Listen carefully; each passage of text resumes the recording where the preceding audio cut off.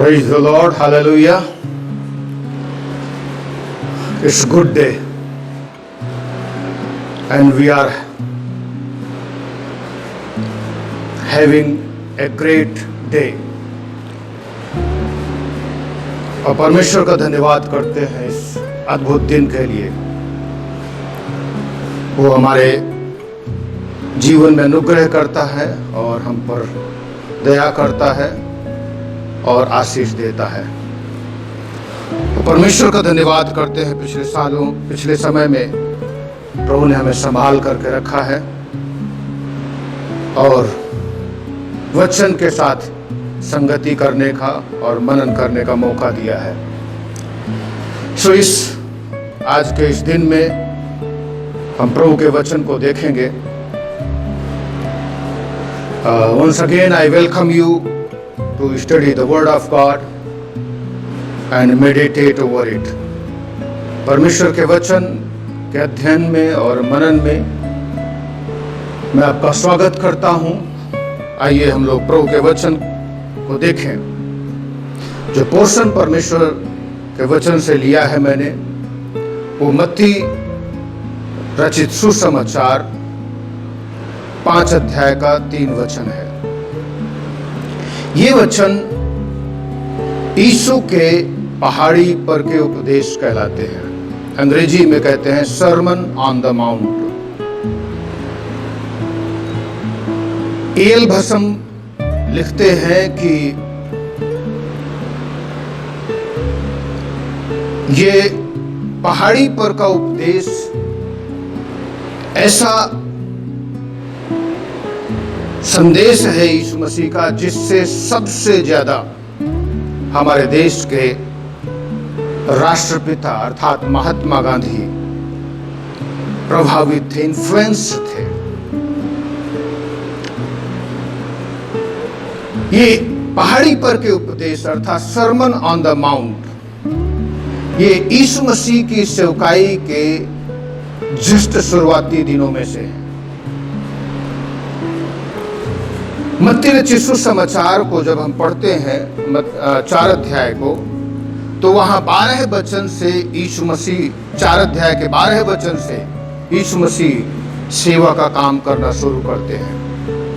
और वो नप्ताली के देश, जबूलून के देश और झील के मार्ग से यरदन के पार अन्य जातियों का गलील, ये जो गलील और भूमध्य सागर के बीच में पाया जाता है, अर्थात हम कहें ये गलील का झील और भूमध्य सागर का के बीच का जो बहुत सारा क्षेत्र है, ये सारा क्षेत्र जबूलून और नप्ताली का देश कहलाता है। और वहां पर अंधकार से भरे हुए लोग थे जहां पर यीशु मसीह ने सेवकाई शुरू की। और उसके बाद ही वो जब भीड़ को देखा, उसने बीमारों को चंगा किया, दुष्ट आत्माओं को निकाला, लोगों के जीवन में आश्चर्य कर्म किया। उसके बाद ही यीशु मसीह एक पहाड़ पर बैठते हैं। भीड़ को देख करके 5 अध्याय के पहले वचन और दूसरा वचन इस प्रकार बताता है, वो इस भीड़ को देखकर पहाड़ पर चढ़ गया और जब बैठ गया तो उसके चेले उसके पास आए और वो अपना मुंह खोलकर उन्हें यह उपदेश देने लगा। सो पहाड़ पर बैठ करके यीशु मसीह अपने चेलों को उपदेश देने लगा। यद्यपि बहुत सारे चेले अभी तक बुलाए नहीं गए थे, लेकिन कुछ चेले को यीशु मसीह ने बुला लिया था। और वो सब चेले और बाकी जो मिली जुली भीड़ थी, जो यीशु मसीह के पीछे होली थी, जिनमें से बहुत सारे बीमार और दुष्ट आत्मा से भरे हुए लोग आजादी पाए थे, चंगाई पाए थे, जो मत्ती रचित सुसमाचार 4 अध्याय के 23 से लेकर के 25 वचन तक में वर्णन है। 24 वचन में इस प्रकार लिखा है, 23 वचन से, राज्य का सुसमाचार प्रकार करता और लोगों की हर प्रकार की बीमारी और दुर्बलता को दूर करता रहा, और सारे सीरिया देश में उसका यश फैल गया, और लोग सब बीमारों को, जो नाना प्रकार की बीमारियों और दुखों में जकड़े हुए थे और जिनमें दुष्ट आत्माएं थी, और मिर्गी वाले और लकवे के रोगियों को उसके पास लाए और उसने उन्हें चंगा किया। तो ये मिली जुली भीड़ थी जो यीशु मसीह के पास आकर के बैठी थी। बहुत सारे लोग जो चंगे हुए थे, दुष्ट आत्मा से आजादी पाए थे, लोगों के जीवन में आश्चर्य कर्म हुआ था, वो सब यीशु मसीह के पास आकर के बैठ गए और यीशु मसीह सिखाने लगा। 3 वचन में लिखा है, धन्य है वे जो मन के दीन है, क्योंकि स्वर्ग का राज्य उन्हीं का है। यीशु मसीह अपने चेलों को सिखा रहे हैं, धन्य वे लोग हैं जो मन के दीन है, क्योंकि स्वर्ग का राज्य उन्हीं का है। धन्य है वे जो शोक करते हैं, क्योंकि वे शांति पाएंगे। धन्य है वे जो नम्र हैं, क्योंकि पृथ्वी के अधिकारी होंगे।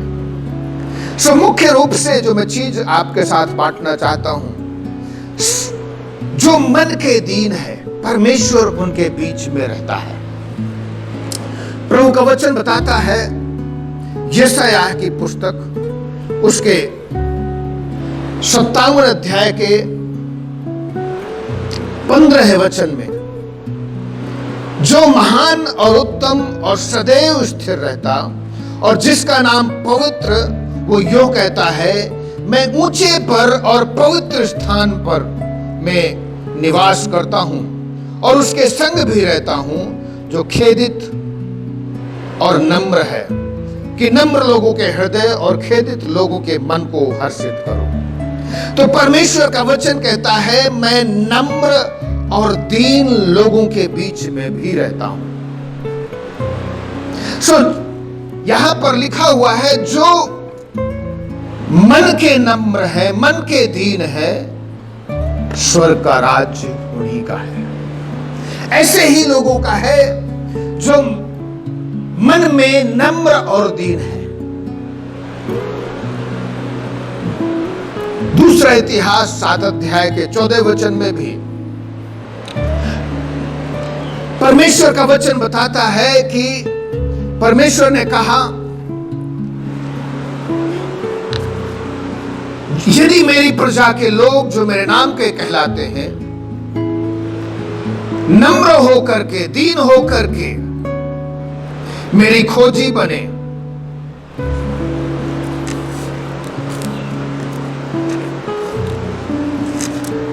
तो मैं उनका पाप क्षमा करूंगा और उनके देश को ज्यों का त्यों कर दूंगा।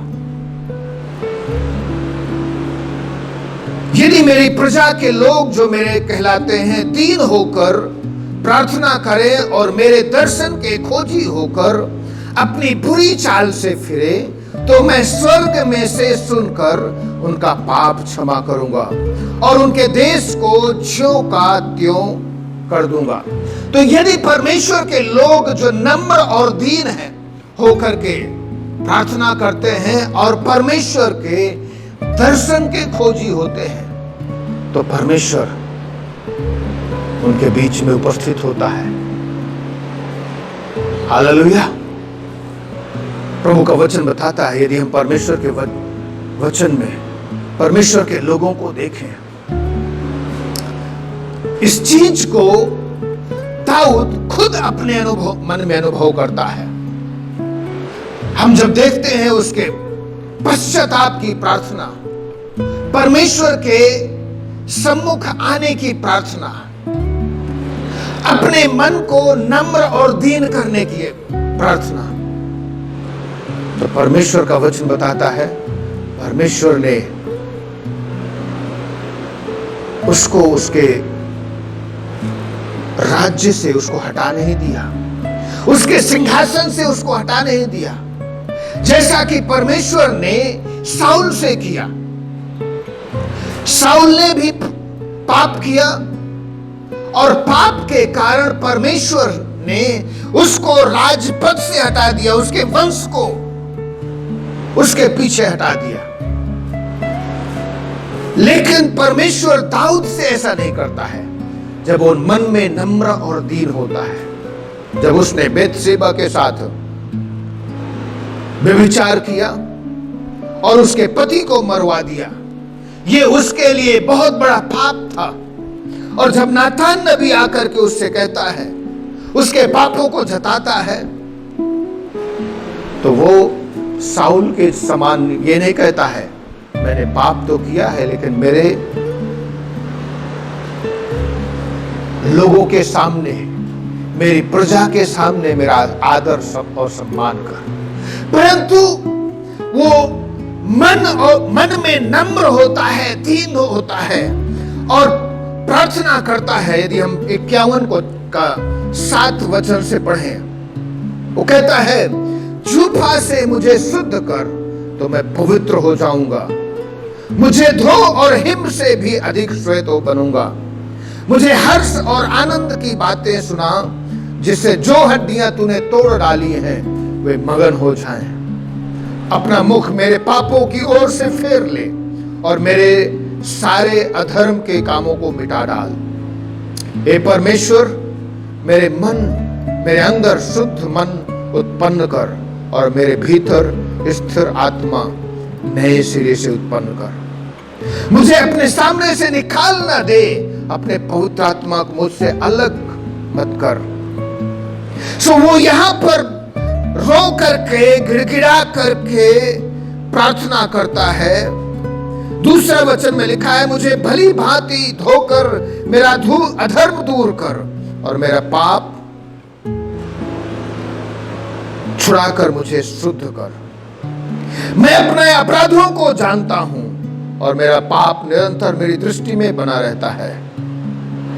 मैंने केवल तेरे ही विरुद्ध पाप किया है और जो तेरी दृष्टि में बुरा है वही किया है, ताकि तू बोलने में धर्मी ठहरे। वो अपने पापों को मान लेता है, अपने धर्मों को मान लेता है और इस प्रकार से परमेश्वर उसके राज्य सिंहासन से को फिर से उसके पास लौटा देता है। जब हम लूका रचित सुसमाचार को पढ़ते हैं, वहां पर परमेश्वर का वचन एक फरीसी और चुंगी लेने वाले के विषय में बताता है। फरीसी आकर के प्रार्थना करता है कि मैं इस चुंगी लेने वाले के समान नहीं हूं, मैं अपना दशमांश देता हूं, मैं उपवास रखता हूं, मैं इस लोगों के ऊपर अंधेर नहीं करता हूं, मैं अन्याय नहीं करता हूं, मैं व्यभिचारी नहीं हूं। लेकिन वहीं पर चुंगी लेने वाला दूर खड़े होकर के सर की ओर आंखें भी नहीं उठाता है, वरन अपनी छाती पीट करके कहता है, हे परमेश्वर, मुझ पापी पर दया कर, मैं तुझसे। और इस प्रकार से यीशु मसीह ने कहा, मैं तुझसे सच कहता हूं, ये वही व्यक्ति अर्थात चुंगी लेने वाला व्यक्ति परमेश्वर की नजर में धर्मी ठहर करके गया है। यदि हम मन में नम्रता लाए, परमेश्वर के सामने दीन बने, तो प्रभु हमारे देश को जो का त्यों कर देगा। मेरे प्रियो, हम इस कोरोना महामारी से इस समय जूझ रहे हैं। यदि हम प्रभु की ओर फिरे, अपने पापों को माने, पश्चाताप करें, तो प्रभु हमें क्षमा करेगा, हमारे संगी, हमारे रिश्तेदारों को क्षमा करेगा और हमारे देश, हमारे शहर को, जिस शहर में हम रहते हैं, उस शहर के पापों को प्रभु क्षमा करेगा, अपने लहू से धोएगा, हमारे राज्य और हमारे देश को प्रभु बचाएगा। आइए हम प्रार्थना करें, अपनी आंखों को बंद करें। परमेश्वर पिता, हम धन्यवाद करते हैं प्रभु यीशु मसीह, तेरे वचन के लिए हम धन्यवाद करते हैं जो तूने दिया। प्रभु, हम नम्र और दीन होते हैं अपने आप को, परमेश्वर तेरी ओर निहारते हैं, तो हमें पवित्र कर, हमें शुद्ध कर मेरे परमेश्वर, हमें अपने लहू से धो दे, क्योंकि यीशु मसीह तेरे लहू आज भी कार्यकारी है, जो हमारे पापों को धो देता है। हमारे कर्मों से नहीं, हमारे धार्मिक कामों से नहीं, परंतु प्रभु यीशु मसीह तूने हमारे लिए अपना लहू बहाया है। प्रभु तू अपने अनुग्रह के द्वारा हमें अपने लहू से धो दे, हमें पवित्र कर, हमारे हृदय को, हमारे मन को शुद्ध कर, तेरी ओर देख सकते हैं प्रभु। तो अपने अनुग्रह में छिपा और आशीष दे। धन्यवाद करते परमेश्वर, तेरी प्रार्थना को सुना है प्रभु। जितने लोग तेरे वचन सुन रहे हैं, यदि कोई बीमार है परमेश्वर, अपना हाथ बढ़ा और उन सबको स्पर्श कर और छू करके चंगा कर दे। धन्यवाद करते तूने प्रार्थना को सुना है। यीशु के नाम से इस विनती प्रार्थना को मांगते हैं, आमीन। God bless you. Have a great day.